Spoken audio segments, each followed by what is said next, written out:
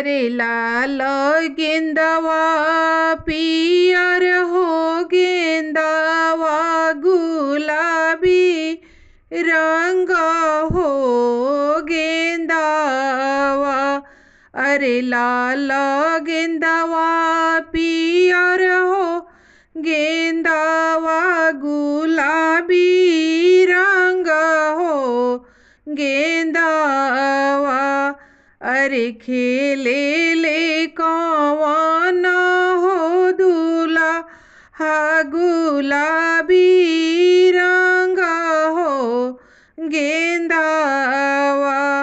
अरे खेले ले कौन हो दूल्हा हा गुलाबी रंग हो गेंदावा। अरे कबेरी मरले हो दूल्हा दूसरा बेरी हो मरले। अरे तीसर बेरिया मरले हो दूल्हा गुलाबी रंग हो गेंदावा। अरे तीसर बेरिया मरले हो दूल्हा गुलाबी रंग हो गेंदावा। अरे जाई के गिराले हो गेंदावा कौनी सुभवा के आगावा। अरे जाई के गिरेला हो गेंदावा कौनी सुभवा के आगावा। अरे रोवेले कौन हो दूल्हा कौन पापा के आगावा। अरे गईले भूलाइए पापा जी गुलाबी रंग हो गेंदावा। अरे गईले भूलाइए चाचा जी गुलाबी रंग हो गेंदावा।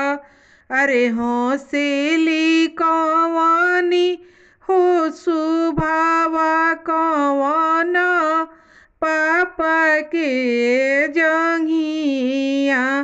अरे हौसली कौनी हो सुभावा मम्मी जी के हो गोदिया। अरे हम ही चोरवनी पापा जी गुलाबी रंग हो गेंदावा। अरे हम ही चोरवनी पापा जी गुलाबी रंग हो गेंदावा। अरे हौसले कौन हो दूल्हा मुखे खाले हो पनावा। अरे चल चल आहो ये सुभावा हमरा पापा जी के भावना आवा। अरे चल चल आहो ये सुभावा हमरा मम्मी जी के आंगनवा। अरे वो ही जा छोड़ाई भी सुभावा तोरा पापा जी के घमंडवा। अरे वो ही जा छोड़ाई भी सुभावा तोरा मम्मी जी के गु